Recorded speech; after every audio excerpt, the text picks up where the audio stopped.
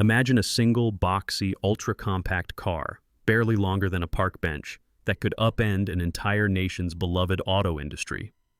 Now picture that car isn't from the titans of Japanese manufacturing, Suzuki, Honda, or Daihatsu, but from China, the world's new electric vehicle superpower. This isn't just another tech rivalry, it's a battle for the future of urban transportation, and the stakes are much larger than they first appear. Why is one little car making Japan's automotive giants nervous? And could it change what you drive, wherever you live? In the next few minutes, we'll uncover the story behind BYD's bold move to take on Japan's iconic K car, with a fully electric model that promises to undercut the competition and rewrite the rules of the game.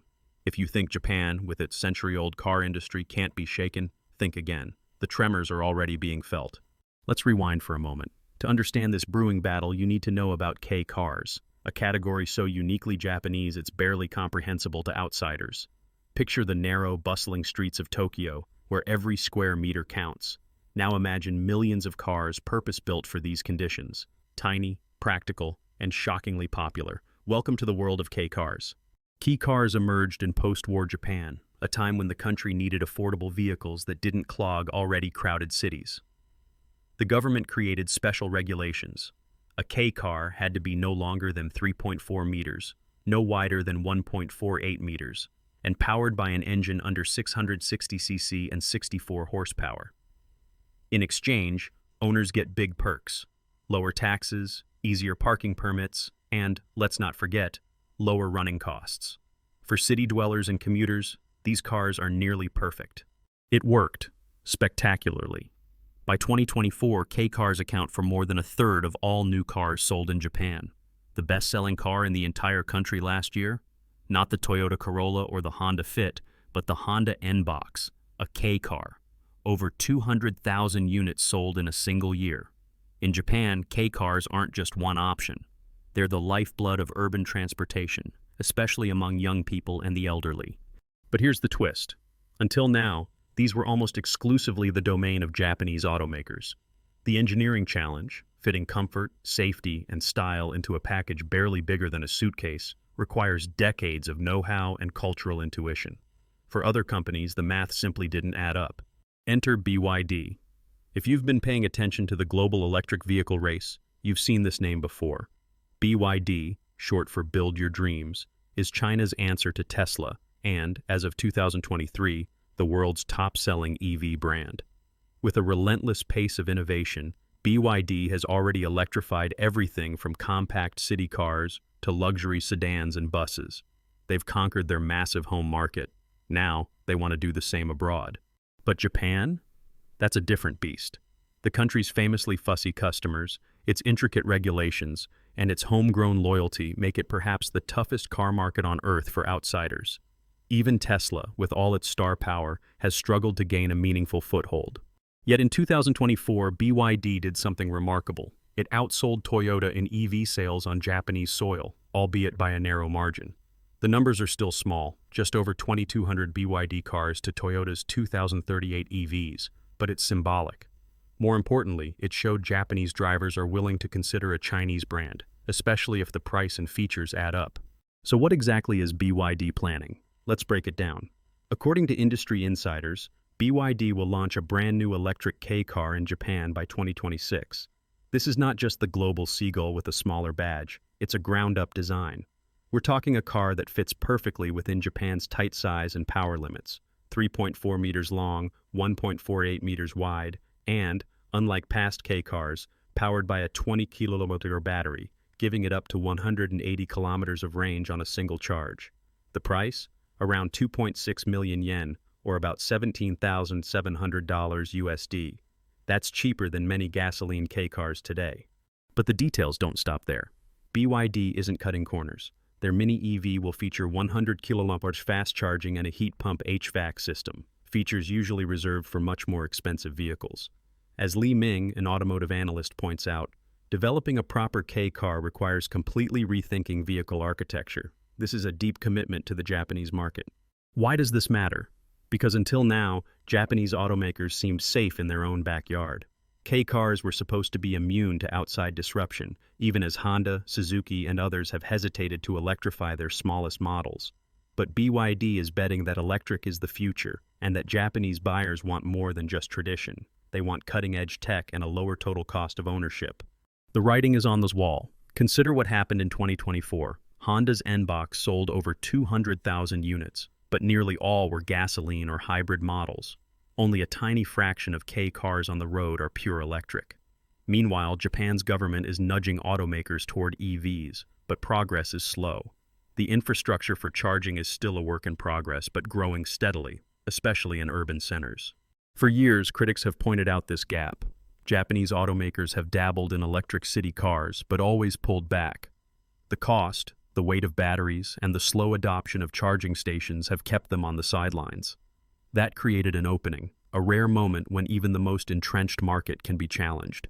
BYD sees this, and they're moving with breathtaking speed. The company is rolling out new models almost monthly across Asia, Europe, and even Australia. Their R&D teams are tuning every detail to local preferences.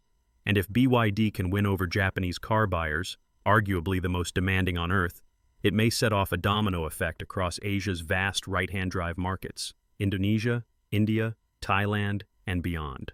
But let's not sugarcoat it. The road ahead is packed with twists and potholes. Adapting an electric car to the K segment isn't just a matter of shrinking the chassis. Japan's K regulations are infamously strict, not just on size, but on shape, power, and even styling. Local car buyers are brand loyal, famously picky about quality, and skeptical of foreign upstarts. And the incumbents aren't asleep. Honda, Suzuki, and Daihatsu have been working on their own electrification plans behind closed doors. They know what's at stake, not just market share, but the soul of Japanese car culture.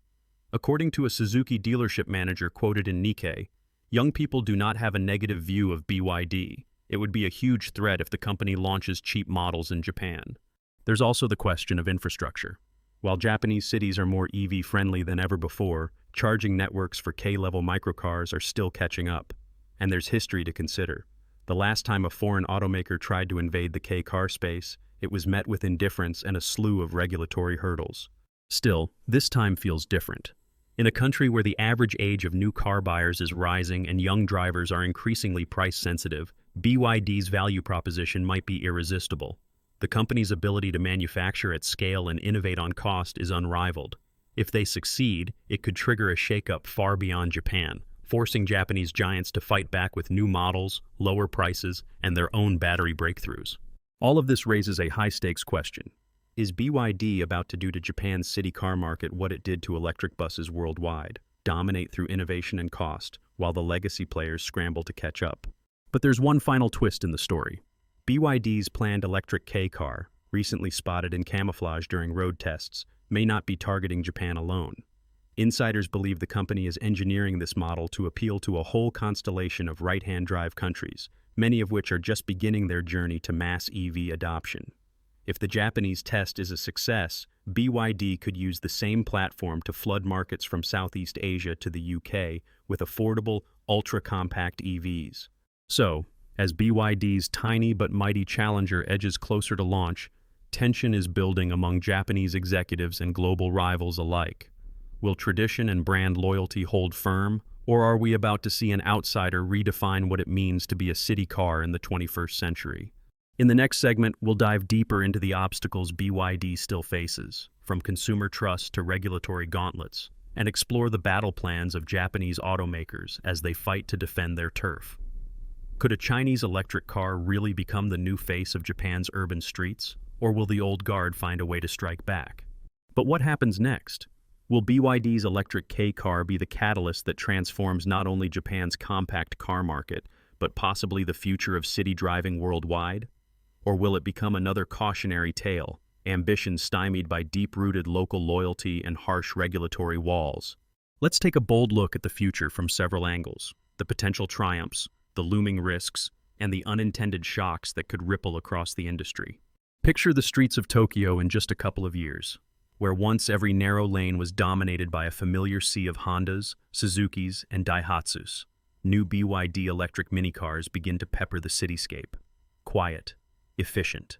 Gliding through alleyways, these zero-emission vehicles could become the new normal for urban dwellers eager to shed gasoline for good. That is, if BYD's gamble pays off. The most immediate consequence, Price pressure. With BYD offering a full-featured EV at around 2.6 million yen, local automakers are forced to react fast. Some experts, like Li Ming, predict a sudden acceleration of domestic electrification strategies. Honda, Suzuki, and Daihatsu may have to rush affordable EV versions of their own bestsellers, like the N-Box or Alto, to keep up. Japan's legendary Kaizen ethos of slow, continuous improvement? It could be replaced by an era of rapid disruption, even among conservatively run companies. But the consequences ripple outward. If BYD finds even modest success, it could trigger what analysts call the BYD effect. Japanese automakers, long content to dominate at home and export selected compacts abroad, may be forced to compete on price and innovation, not just domestically, but across Southeast Asia and even Europe's city car segments.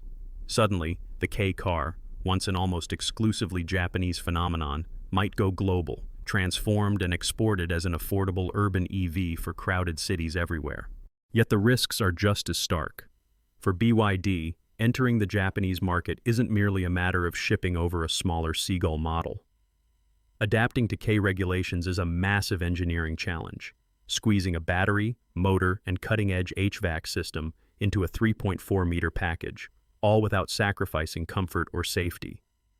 If BYD's new model ends up feeling cramped, underpowered, or lacks the sense of reliability Japanese consumers expect, it could quickly gain a reputation as a cheap, disposable import, dooming its chances before it even begins. Then there's the issue of trust. Many older Japanese buyers are skeptical of non-Japanese brands. Surveys consistently show that while young urbanites may be curious about Chinese EVs, the majority still express concern over long-term resale value, after-sales service, and battery durability.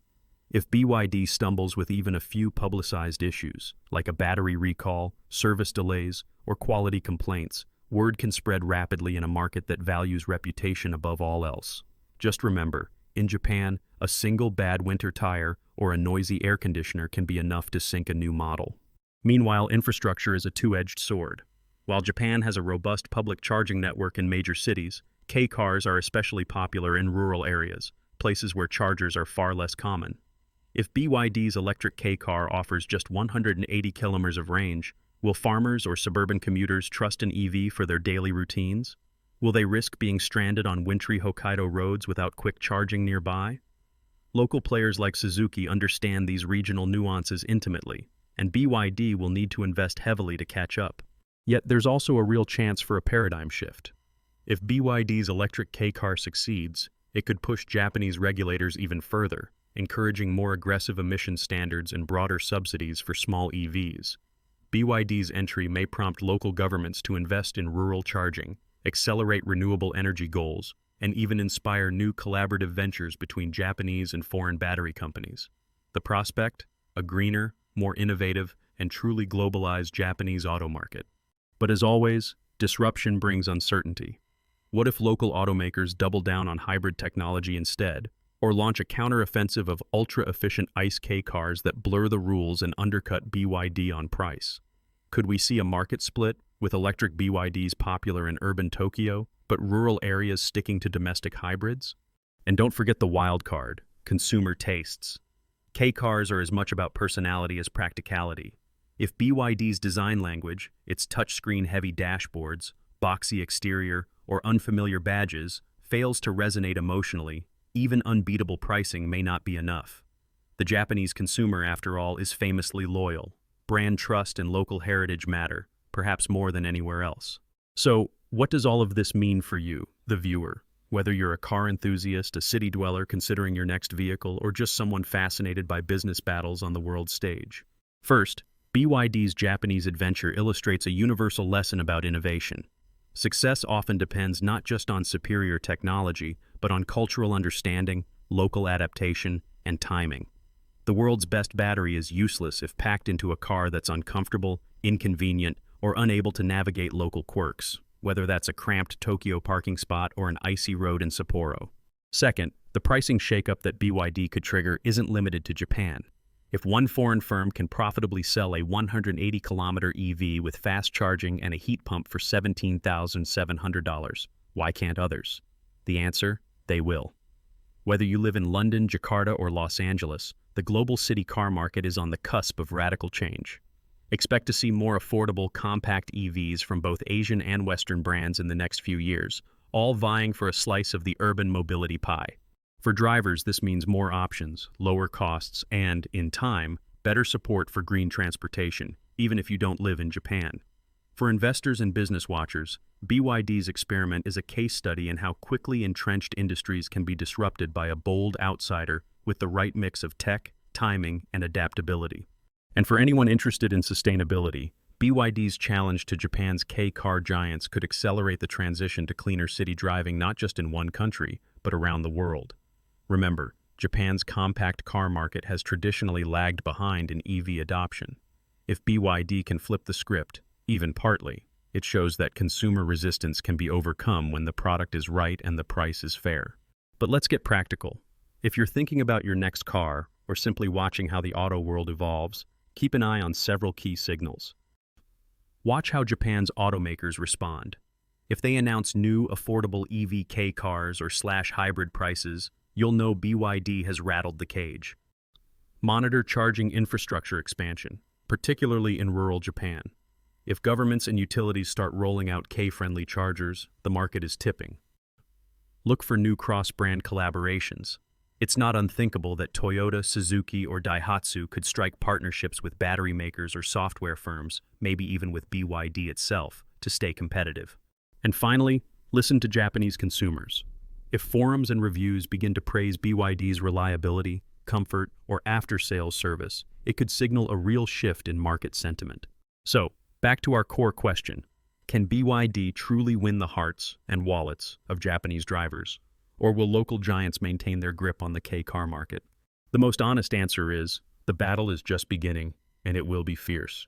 While BYD brings technological might and a hunger to disrupt, Japan's automakers have deep roots, a century of trust, and an uncanny ability to adapt under pressure. But what's certain is this: BYD's entry will force every player to up their game, serving as a catalyst for innovation, price wars, and perhaps a reimagining of the humble city car.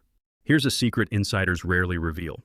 Japanese car companies have quietly been studying BYD's battery tech for years.